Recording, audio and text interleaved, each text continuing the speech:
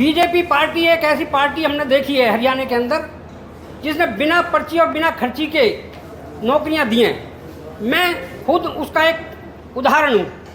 मेरे 4 बेटे हैं, 2 बेटे सीए हैं, एक इंडियन ऑयल में पानीपत में है, एक राष्ट्रीय इस्पात निगम में है, पानीपत वाला असिस्टेंट मैनेजर भी है, पाइपलाइन डिपार्टमेंट का हेड भी है।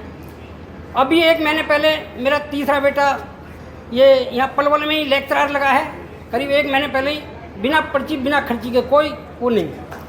और मैं हरियाणा सरकार का बहुत हृदय से उनका आभार व्यक्त करता हूं और हम ऋणी हैं हरियाणा सरकार के, क्योंकि झलकारी बाई फाउंडेशन के लिए हमने कभी सपने में भी नहीं सोचा था कि इतनी बड़ी सौगात हरियाणा सरकार हमको देने के लिए आ रही है।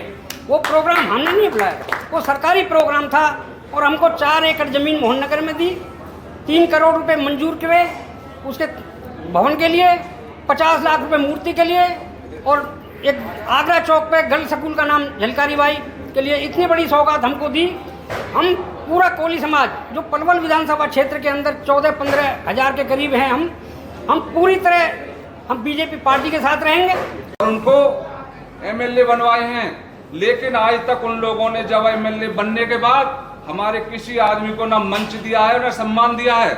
मैं आपके सामने कहना चाहता हूं, हमारे बीच में पार्षद बैठे हैं, ब्लॉक समिति के चेयरमैन बैठे हैं, मनोज कुमार जी बैठे हैं।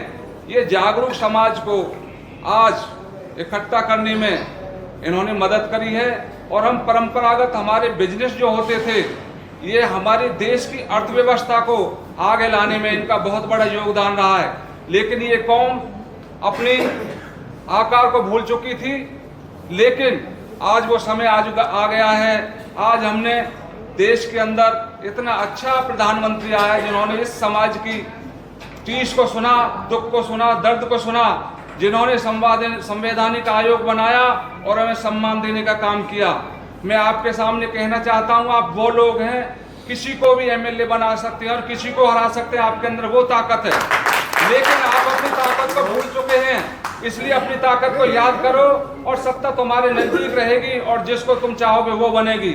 मैं आपसे फिर कह रहा हूं, आप लोग जागरूक हैं, समाज को जगा सकते हैं, और जिस दिन समाज जाग जाएगा उस दिन समाज आपके और जो समाज है आपके पीछे रहेंगे। और सबसे बड़ी बात यह है, देश के अंदर यदि भारतीय जनता पार्टी सत्ता हमारी, तो सबसे बड़ा ये सहयोग आप लोगों का है।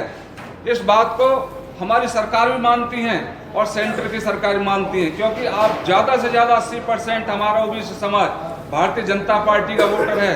बहुत बहुत धन्यवाद आदरणीय नंदकिशोर बघेल जी का, इनके क्रांतिकारी विचार। उन्होंने हमें बिल्कुल आगाह कर दिया कि भविष्य के लिए हमें एक होना है। हमारे पंकज दीपक सेन जी ने एक बहुत अच्छा नारा दिया साथियों, ओबीसी भाई भाई, तो हमें बस अच्छा लगा। इनके लिए तहे दिल से धन्यवाद। ओबीसी समाज जिंदाबाद, ओबीसी समाज जिंदाबाद, ओबीसी समाज जिंदाबाद, ओबीसी भाई भाई, ओबीसी भाई भाई, ओबीसी भाई भाई। अब हम एक राजनीतिक प्रस्ताव लाने जा रहे हैं आदरणीय मनोज बंधु जी के द्वारा। जो ये प्रस्ताव पास करे, क्या सभी लोगों को मंजूर है? बहुत बढ़िया, मंजूर है जी सभी लोगों को। पीछे से भाई हाथ नहीं उठ रहे, नहीं हो तो बता देना, मना कर देना। हाँ, मना कर देना भाई साहब, ठीक है, मंजूर है जी, बहुत बढ़िया।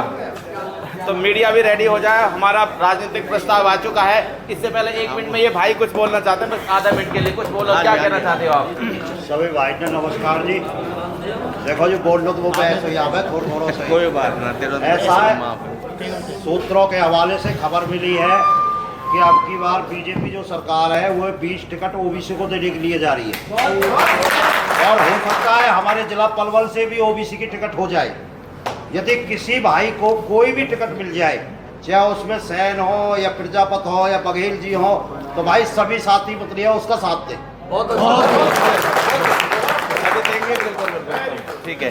अब मैं आदरणीय हमारे इस कार्यक्रम के जो अध्यक्षता कर रहे हैं मनोज बंधु जी, मैं उनसे निवेदन करूंगा कि अपना सब लोगों ने सहमति जताइए, वो अपना वर्गों से जिसको हम एक गुलदस्ता के रूप में ओबीसी का नाम हमने दे रखा है।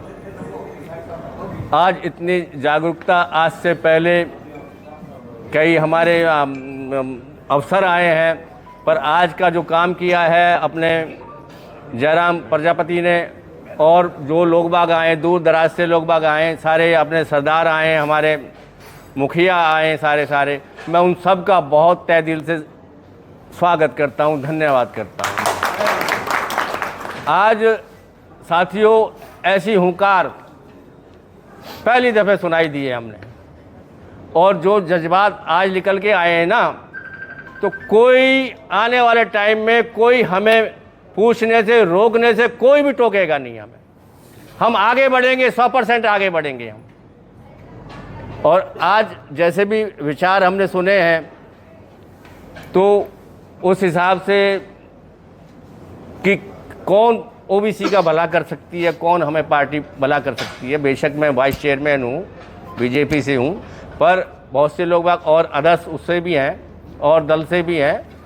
तो एक लबोलबाब एक निचोड़ निकल के आया कि हमारी जो आगे आने वाले टाइम में ओबीसी को बढ़ावा दे सकती है, वो भारतीय जनता पार्टी है। आप सब मेरे से सहमत हैं भाई? सहमत हैं। तो इलेक्शन हमारे सर पे है, इसलिए अब थोड़ा हमने जल्दी ये अपना प्रोग्राम किया है। तो आप सबका बहुत बहुत धन्यवाद, मीडिया का भी धन्यवाद। आज जो ये मीडिया वार्ता ओबीसी समाज ने रखी, ये पूरे पलवल जिले के ओबीसी समाज के विभिन्न जातियों के जो प्रधान और महासचिव हमने यहाँ बुलाए थे, और इसकी अध्यक्षता हमारे वाइस चेयरमैन मनोज बंधु जी ने की थी। सभी के सुझावों से इस जो ये आज हमारे अध्यक्ष हैं, इस निचोड़ पे पहुंचे थे कि ये जो हमें समर्थन देना है, हर प्रकार से ओबीसी के हित के लिए जो पार्टी काम करती है, वो भारतीय जनता पार्टी काम करती है। इस चीज़ का सभी हमारे प्रधानों ने स्वागत और अभिनंदन किया है और साथ में समर्थन भी किया है। तो हम इनका सभी का तहे दिल से धन्यवाद करते हैं। साथियों, मैं एक चीज़ और बताना चाहूँगा ये प्रेस के मीडिया के साथियों को, ओबीसी समाज के जिस प्रकार कार्य भारतीय जनता पार्टी की सरकार में किए जा रहे हैं, वो ऐतिहासिक कार्य हैं। अभी हमारे एक पत्रकार साथी ने हमसे एक सवाल किया था कि एससी के लिए सीटें हैं, जनरल के लिए सीटें हैं, लेकिन बीसी के लिए सीटें नहीं है। मैं पत्रकार साहब को बताना चाहूँ, आज हमारे हरियाणा का मुखिया ओबीसी समाज से आता है, जो कि हरियाणा के इतिहास में पहली बार हुआ है। इससे बड़ी खुशी हमारे लिए क्या हो सकती है, जब हमारा मुखिया ही ओबीसी से है। प्लस हमारे मुखिया ने ये आश्वासन भी दिया है कि इस विधानसभा में 20 सीट हम ओबीसी समाज के लोगों को देंगे। ये भी हमारे लिए खुशी को इन्होंने आश्वासन दिया है। साथ में ये ओबीसी, ये भारतीय जनता पार्टी की सरकार थी जिसने 8% का आरक्षण देके हमारे पंचायतों में प्रतिनिधि खड़े किए। हमें राजनीति में हमें आरक्षण देने के कारण आज राजनीति में हमारी डे बाय डे जो हमारी भागीदारी है बढ़ रही है। आज हमारे ओबीसी समाज के बच्चों को सरकारी नौकरियां मिल रही है। आज सैनिक स्कूलों में हमारे बच्चों को आरक्षण मिल रहा है। मेडिकल के क्षेत्र में जाके देखें, जहां 27% का आरक्षण देने का काम भारतीय जनता पार्टी की सरकार ने किया है, जिसमें हमारे बच्चे डॉक्टर्स और इंजीनियर्स टाइप के बन रहे हैं। बहुत समाज आगे बढ़ रहे हैं। आप देखेंगे जो हमारा ओबीसी का आयोग का गठन भारतीय जनता पार्टी की सरकार में जो संवैधानिक किया, वो ऐतिहासिक काम है। हम कभी सोच भी नहीं सकते, पिछली सरकारों ने केवल और केवल हमें गुमराह किया था, हमें संवैधानिक दर्जा नहीं दिया था, लेकिन भाजपा की सरकार ने हमें संवैधानिक दर्जा देके हमारे मान सम्मान बढ़ाया है, ओबीसी को उसका हक दिलाया है। ये इस प्रकार ऐतिहासिक कार्य, अगर हम पलवल, क्योंकि आज हमारे पलवल का समाज बैठा हुआ है, हमारे मैनेजर साहब ने भी बताया, पलवल के अंदर ऐतिहासिक काम यूनिवर्सिटी लेके आई है। ऐसी यूनिवर्सिटी विश्वकर्मा यूनिवर्सिटी का नाम दिया है, भगवान विश्वकर्मा स्किल यूनिवर्सिटी। ये ऐसा पहले पूरे हरियाणा के अंदर, क्या कहूँ मैं, पूरे देश के अंदर ये हमारे लिए सौभाग्य की बात है कि पहली यूनिवर्सिटी खोलने का काम मुख्यमंत्री जी ने पलवल जिले के अंदर किया है। ये हमारे लिए सौभाग्य की बात है। तो इस प्रकार हम सब लोगों ने आज ये डिसीजन पे पहुंचे हैं कि हम भारतीय जनता पार्टी को अपना समर्थन सभी समाजों की तरफ से, जितने भी ओबीसी समाज उस हमने दिया है, इसके लिए हम तहे दिल से धन्यवाद करते हैं।